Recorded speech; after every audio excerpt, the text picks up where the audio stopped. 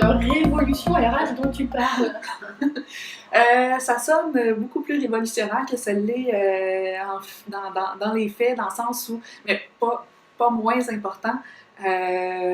C'est tout simplement, si je reviens à la dernière phrase que tu as mentionnée, là, après tout, on est tous des adultes responsables, mais les ressources humaines, les approches qu'on a en entreprise sont restées, selon moi, plusieurs années, même une dizaine, vingtaine d'années en arrière, où on essayait de mettre des gens fités dans des processus au lieu d'adapter des processus aux gens. Et on ne gère pas des enfants dans une entreprise, on n'a pas besoin d'une gestion maternelle ou paternelle, d'essayer de tout contrôler ou d'essayer de couver les gens, qui est souvent le rôle des ressources humaines, là, malheureusement. Si on a des gens autour de nous qui sont capables d'acheter une maison, qui sont capables d'avoir des enfants, qui sont capables de signer un bail, de partir en voyage, faire le tour du monde, peu importe, qui ont fait des études, qui ont eu des certificats, des diplômes, pourquoi est-ce qu'on ne les traiterait pas à la hauteur de ces accomplissements-là? Ça ne veut pas dire qu'il n'y aura jamais de conversations difficiles, ça ne veut pas dire que tout le monde va se tenir par la main, tout le monde il va être content, il va chanter des belles chansons, mais je pense que révolutionner les RH veut dire arrêter de vouloir tout contrôler, faire confiance aux gens, avoir des conversations transparentes. On parle de la transparence depuis plusieurs années, mais qu'est-ce que ça veut vraiment dire avoir des conversations transparentes? Et en ressources humaines, qu'est-ce que ça veut dire accompagner nos gestionnaires pour avoir des conversations transparentes? Donc, en gros, c'est ma mission. Je m'y prends de plusieurs façons, évidemment, selon les besoins des clients, la culture des entreprises, mais c'est ce qui me passionne vraiment en ressources humaines. En tout cas, on voit que ça te tient à cœur parce qu'on sentait que ça t'énerve. Hein? Oui. C'est un sujet qui... attention! Oh oui, vraiment. J'ai essayé énormément en entreprise. J'ai appris aussi, évidemment, là, en 11 ans. J'étais pas rendue là il y a 11 ans. Là. J'ai cheminé énormément à travers les expériences, mais vraiment, à force de côtoyer des gens dans le domaine, des gestionnaires d'entreprise, de voir le besoin, de voir comment ma compétition, mais mes pairs aussi agissent en tant que consultants et directeurs, directrices ressources humaines. C'est ça, je me rends compte. Non seulement les ressources humaines sont mal compris, mais on ne fait pas assez pour faire bien comprendre c'est quoi le nouveau rôle des ressources humaines. Puis je vois tellement une bonne opportunité, là, on n'est pas compris. Bien, expliquons-le comme il faut, au lieu de voir des articles à toutes les années Why we hate HR, Why we don't need HR anymore. Je suis quasiment d'accord parce qu'il faut changer notre rôle. Donc si tu devais faire voilà, justement un état des lieux de ce qui se passe aujourd'hui dans le monde du travail, ça serait quoi? Plusieurs choses. Il y a vraiment plusieurs volets à la question. Je dirais que je vais concentrer mes réponses beaucoup dans les PME parce que c'est de là vient surtout mon expérience et mon expertise aussi. Pour commencer, bon, le fameux 9 to 5, on parle de working differently.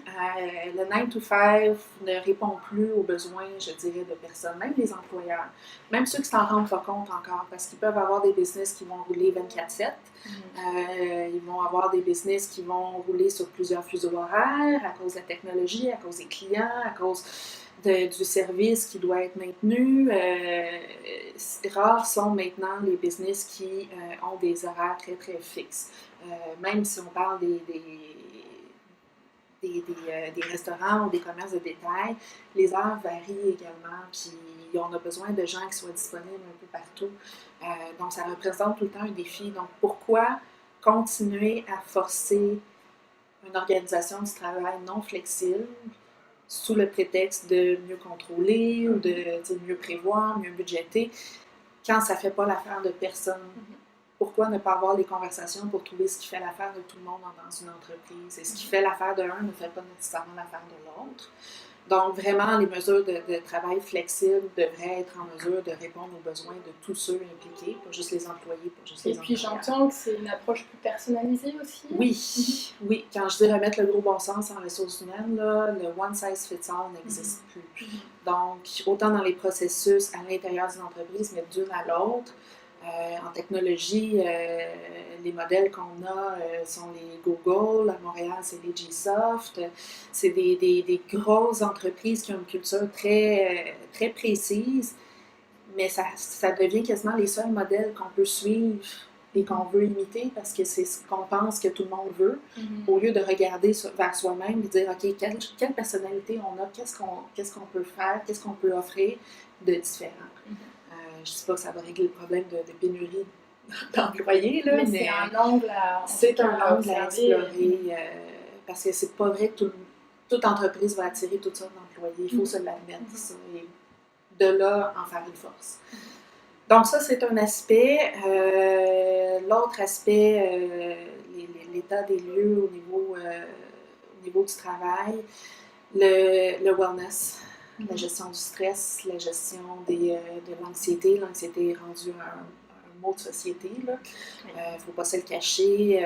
Rares sont ceux qui n'ont pas un petit peu ou beaucoup d'expérience avec les fameuses angoisses. Et on a enfin mis le terme souffrance au travail.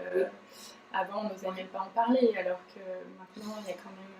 On osait en parler, mais pour les autres. Mais ce que j'ai constaté, quand on faisait face à cette situation-là en tant qu'employeur, il y avait toujours la notion, c'est-tu un easy way out pour avoir un congé? Est-ce que c'est une façon de manipuler la situation? C'est maladie psychologique, on ne peut pas en parler, tabou. Donc, les employeurs se sentaient manipulés, les employés se sentaient mal pris en charge. Mais je pense que 2018 a cassé plusieurs tabous, non seulement au niveau des maladies psychologiques, mais à d'autres aspects aussi, qui touchent le travail, bien évidemment. Je touche du bois que je n'ai pas eu à vivre ça encore dans mes expériences. Mais tout ça pour revenir à ce que je disais, j'ai lu récemment le nouveau rapport de Deloitte par rapport à l'état des lieux au niveau du capital humain. Les entreprises canadiennes ont beaucoup de chemin à faire, à comprendre, à prévenir ces situations-là. Et moi-même, je n'ai pas encore de solution parfaite parce que, encore une fois, c'est personnalisé, ça dépend des gens, il faut juste être capable de réagir au moment. Donc, c'est de préparer, c'est d'en parler, c'est d'être ouvert au fait que oui, ça arrive, puis il ne faut pas se sentir coupable si ça arrive à quelqu'un dans notre entreprise, c'est pas notre faute, c'est les circonstances. Donc, c'est vraiment, plus on va en parler, plus ça va être facile à gérer. La notion de transparence dont tu parlais. Tout ce que je vais dire va tourner à la notion de transparence, vraiment. Puis encore une fois, je ne dis pas que c'est facile, mais je dis que c'est ce que les employés attendent. J'ai fait des présentations au niveau des fameuses nouvelles générations au travail, mais ça s'applique à tout le monde. Tout le monde veut savoir pourquoi ils mettent leur énergie, pourquoi ils se déplacent à tous les jours, pourquoi ils vont répondre à des courriels le soir, pour qui, pourquoi, où est-ce qu'on s'en va. Donc, ça devrait être une collaboration, comme tu mentionnais tantôt. Donc, on a parlé de wellness, on a parlé de flexibilité, de transparence et puis de one size fits one. Quoi d'autre? C'est quoi l'autre état des lieux? Je dirais ensuite, c'est vraiment la décentralisation des lieux de travail qui va toucher un peu aux autres, évidemment. Là, ils ne sont pas en silo.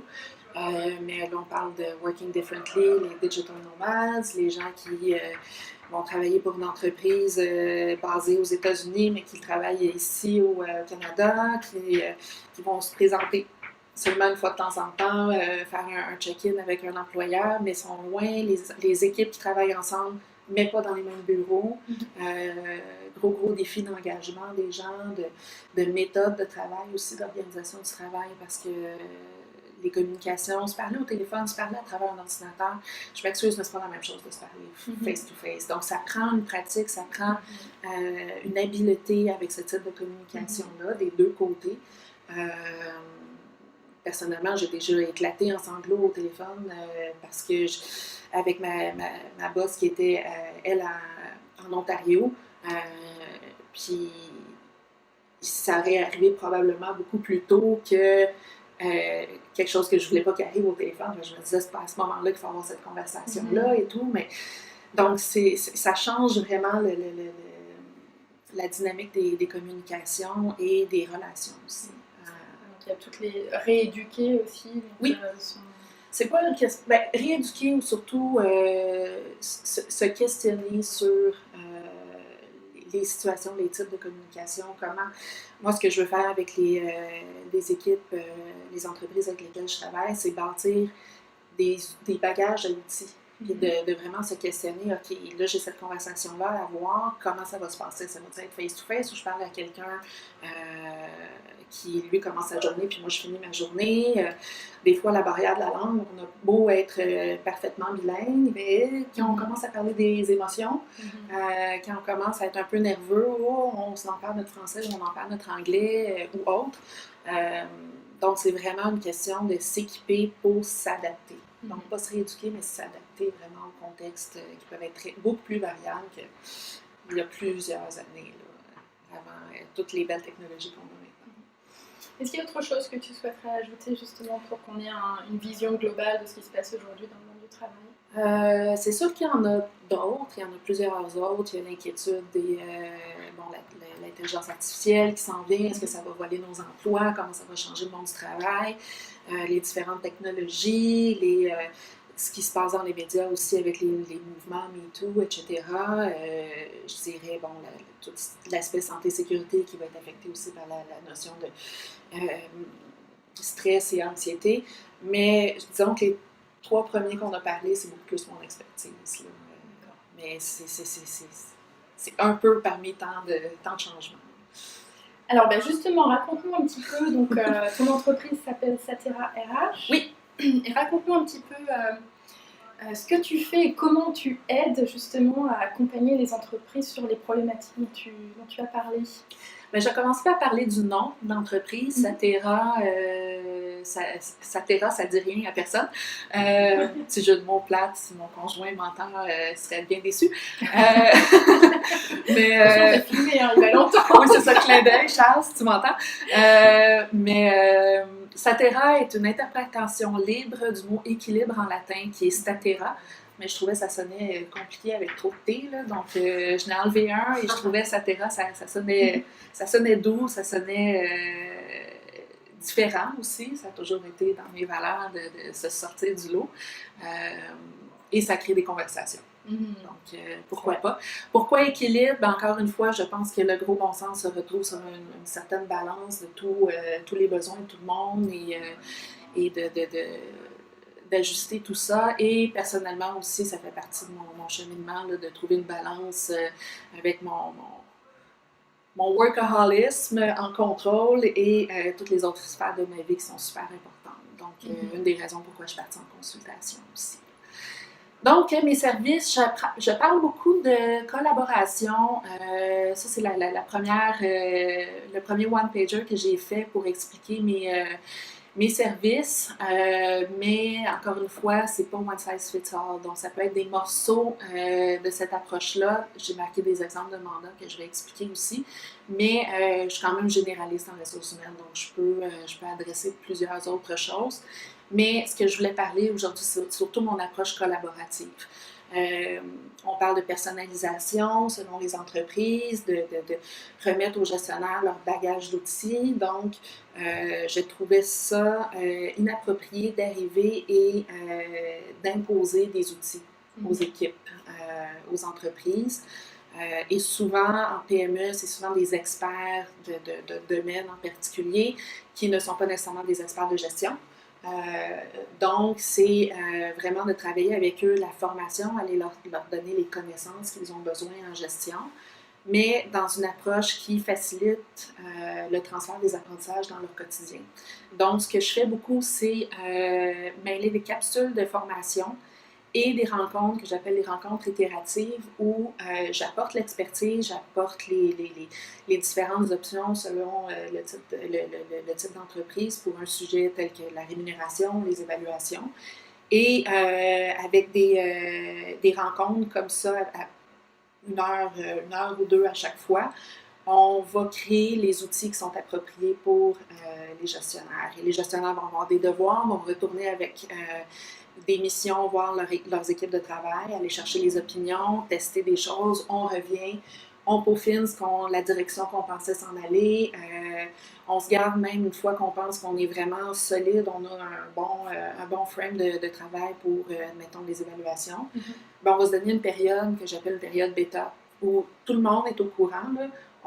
On essaye pendant 6 mois, on essaye pendant 1 an, dépendant de la taille et du fonctionnement de l'entreprise. Et on fait encore de l'amélioration continue. Donc, comment ça a fonctionné maintenant qu'on a eu 2 rencontres d'évaluation? Est-ce que l'objectif était ça, là, quand on l'a monté? Est-ce que ça répond à nos besoins? Toi, l'employé qui voit l'autre côté du processus, est-ce que ça répond à ton besoin selon ce qu'on avait dit qu'on voulait faire? Donc, c'est vraiment une approche qui est beaucoup dans l'action. Mm-hmm. Donc, ça s'applique. Bon, j'ai parlé de séparer en termes d'exemple de mandat. On parle beaucoup de séparer la rémunération de la gestion du rendement. Donc, c'est souvent des capsules qu'on va faire séparément. Pourquoi séparer la rémunération de la gestion du rendement? C'est souvent, malheureusement, une situation qu'on voit en entreprise où on va jumeler les deux. Donc, augmentation de salaire suite à la performance individuelle. Je suis sûre qu'on a tous vécu ça, qu'on s'en va s'asseoir avec notre gestionnaire. Là, tout ce qu'on a en tête, c'est le signe de pièce, de savoir comment est-ce que notre performance va nous donner l'augmentation de salaire. Et ça devient une forme de reconnaissance. Et c'est malsain, parce que c'est pas de la vraie reconnaissance. Ça devrait être 2 choses séparées. Donc, on travaille beaucoup sur des KPI qui sont beaucoup plus d'entreprises, de groupes pour la rémunération.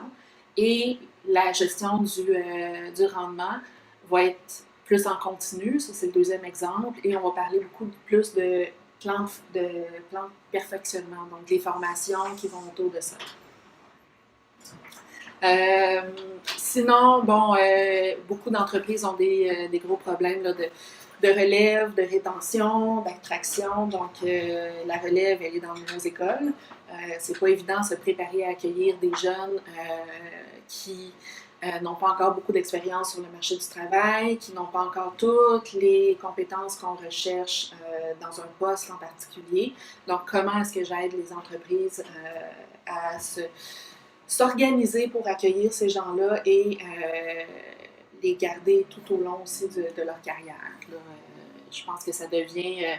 c'est un super tremplin pour les jeunes qui ont un peu peur. Là, bon, qu'est-ce qui m'attend? Je fais des stages, mais je reste pas. Ben, une entreprise qui offre, ben, écoute, reste avec nous, fais tes stages, retourne à l'école, va faire tes études, reviens avec nous après. Voici le cheminement, où est-ce que tu peux aller. De coacher les pairs autour pour être capable de transmettre des connaissances, parce que c'est un art, c'est pas juste de montrer, d'appuyer sur l'ordinateur et de dire « regarde-moi comment je fais, tu vas le savoir ». Encore une fois, beaucoup de communication. Donc ça, c'est très... Ça ce que j'entends, c'est que tu parles beaucoup d'accompagnement. Hein. Quand toi, tu interviens en entreprise, tu vas vraiment accompagner les gestionnaires aussi. Et j'entends de l'éducation pour qu'ils soient autonomes par la suite. Comme on peut accompagner ces équipes, les jeunes talents qui arrivent sur le marché du travail. Et les milléniaux parlent souvent quand même de ce concept de mentoring, coaching, accompagnement. Et s'ils n'ont pas la possibilité finalement d'apprendre et d'avoir une vision où ils vont se rendre dans l'entreprise, ils vont avoir tendance à sauter d'une entreprise à l'autre. Mais ça, je pense qu'il y a du chemin à faire des deux côtés. Une entreprise qui est en forte croissance, qui a plein d'objectifs ambitieux, qui a plein d'idées. Parfois, c'est difficile de dire dans 2 ans, dans 3 ans, dans 5 ans, voici où est-ce que tu pourrais te retrouver, puis je m'engage à ça en ce moment. Donc, quand je parle de conversation transparente, il faut que les deux côtés soient capables de se comprendre, de se faire confiance et de dire, ben OK, je comprends, je t'ai fait part de mes ambitions. Je vois en mon employeur une volonté de me garder et d'évoluer avec moi, mais je peux pas m'attendre à quelque chose tout cru dans le bec, puis des promesses comme ça, c'est presque impossible. Donc, comment est-ce qu'on a cette conversation-là en tant qu'employeur, à dire, écoute, je veux te garder, aide-moi à t'aider, mais je ne peux pas faire de promesses parce que mon long term, il est aussi long que mon temps de développement de mon entreprise. Fait que Donc, est-ce que tu peux nous donner un exemple? Justement, tu parles beaucoup de communication et de conversation transparente. Comment est-ce qu'on a une conversation transparente avec quelqu'un? À quoi ça ressemble? Ah mon Dieu! Quel sujet on prend? On parle du salaire? Je pense que c'est les plus terrifiantes, les plus émotives, selon moi. Conversation transparente, à quoi ça peut ressembler? On parle d'improvisation ici, donc je dois réfléchir. Une conversation transparente, une idée qui me vient en tête, c'est je travaille en ce moment avec un client qui a vraiment décidé avec moi qu'on passait à travers la totale de tous les processus de gestion, que ce soit rémunération, évaluation, etc. Mais il me fait commencer à un moment où les employés sont en attente d'avoir leurs augmentations de salaire. Mais on n'a pas de processus encore, puis ça ne prendra pas 2 jours à mettre en place. Mon approche n'est pas go, voici le papier, on applique. L'équipe d'employés est super ouverte, vraiment content de tout ce projet-là, mais là, ont quand même des attentes de dire hey, ça fait un an, là, je veux avoir ce qui m'est dû, parce qu'il y en a qui ont cette impression-là. Donc, là, je suis en train de travailler avec le président et son équipe de gestion en disant bon, non, on ne donnera pas 100% d'une augmentation en ce moment. Ils viennent de déménager des super nouveaux bureaux, ils viennent d'ajouter des assurances collectives. Fait qu'est-ce qu'on communique aux employés pour leur dire on a besoin de temps? C'est pas qu'on veut pas. Voici ce qu'on est prêt à vous offrir en ce moment. La bonne nouvelle, c'est qu'on va déplacer le temps des évaluations, donc ça va être juste pour 6 mois. Parce que c'est une chose que je constate dans bien des entreprises, ils ont tous ce processus-là dans leur période de rush. Fait qu'on va le déplacer. Donc là, j'ai un client qui est très inquiet de dire oui, mais là, ils ne seront pas contents. Oui, mais là, ils sont habitués de négocier one-on-one parce qu'il n'y a pas de processus, donc il est un peu à la merci des demandes des employés. Les employés ont cette possibilité-là parce qu'il n'y a pas de processus puis ils ne savent pas à quoi s'attendre. Donc, ça va vraiment être de monter une conversation en disant, bien écoute, telle personne devant moi, tu le sais où on s'en va. On a accompli plusieurs choses cette année. J'ai investi dans des nouveaux bureaux avec vous. J'en ai fait ça. Merci beaucoup. Là, c'est sûr qu'on ne veut pas vous laisser en plan, mais il faut que tu comprennes que on a besoin de temps pour remettre des super processus qui vont aider tout le monde. Donc, cette année, on a pensé tel modèle au niveau des augmentations. On a regardé l'inflation, on a regardé plein de choses. Voici ce qu'on pense que pour 6 mois pourrait être un bon compromis. Je sais que ça ne fera pas 100% de ton affaire, c'est peut-être pas 100% de tes attentes, mais est-ce que tu comprends mon côté? Et là, on est en train de se demander est-ce que c'est décision finale ou on prend du feedback d'employés et on voit s'ils n'ont pas d'autres idées géniales qu'on pourrait peut-être adapter. Fait que mais ça va tout le temps dépendre de la philosophie du président aussi. Il faut que ça fitte avec ses habitudes. Donc ça, c'est un exemple de conversation. Il y en a des conversations plus directes, un employé qui est en conflit ou qui va tout le temps questionner le oui mais je suis pas d'accord, oui mais telle chose. Comment est-ce qu'on approche ces conversations-là pour leur dire différemment, mais tu nuis à tout le monde en faisant ça. Là. Pourquoi tu es tout le temps négatif? Pourquoi? Donc, c'est vraiment d'aller chercher les raisons des comportements des employés et dire, OK, qu'est-ce qu'on peut faire là, pour que ça se règle? Là, parce que ça ne peut pas continuer. Puis, il y a tout le temps une question de timing également dans ces situations-là. Il faut faire preuve de courage, l'adresser le plus rapidement possible. Ça, c'est un autre volet que j'accompagne les gestionnaires, c'est le manque de temps. On manque tout le temps de temps, on est tout le temps débordé par le côté opérationnel. Bon, ben là, maintenant, je suis rendue un gestionnaire, donc 40% de mon temps, 30% selon les entreprises devrait être de la gestion, du coaching. Comment est-ce que j'organise mon propre travail pour ça? Comment est-ce que je gère mon gestionnaire qui a des attentes opérationnelles, mais de gestion aussi? Donc, c'est plein de beaux défis comme ça.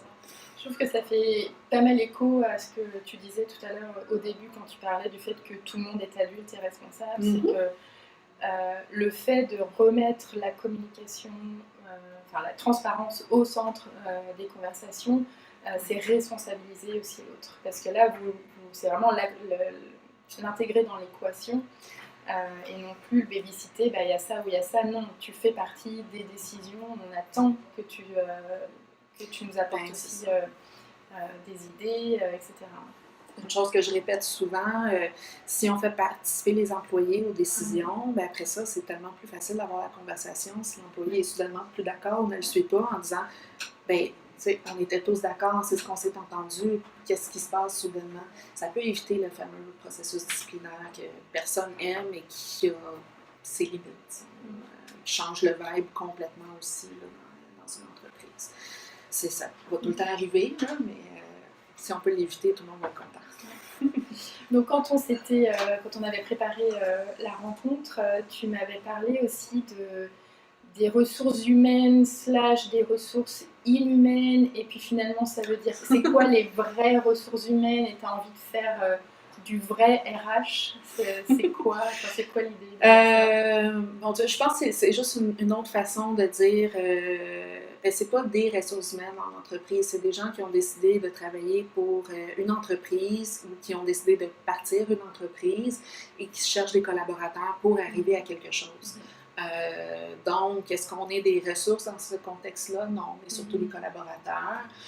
Mais là, on parle de jargon, mais c'est pas dans les mots que quelqu'un utilise le terme ressources humaines, mais a la mentalité de travailler avec des collaborateurs.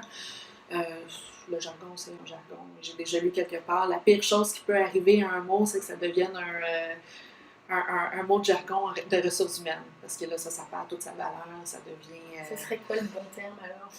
Moi, j'aime beaucoup le collaborateur parce que c'est simple. J'ai travaillé dans une entreprise où tout le monde, du président ou l'employé, parlait tout le temps de ses collègues.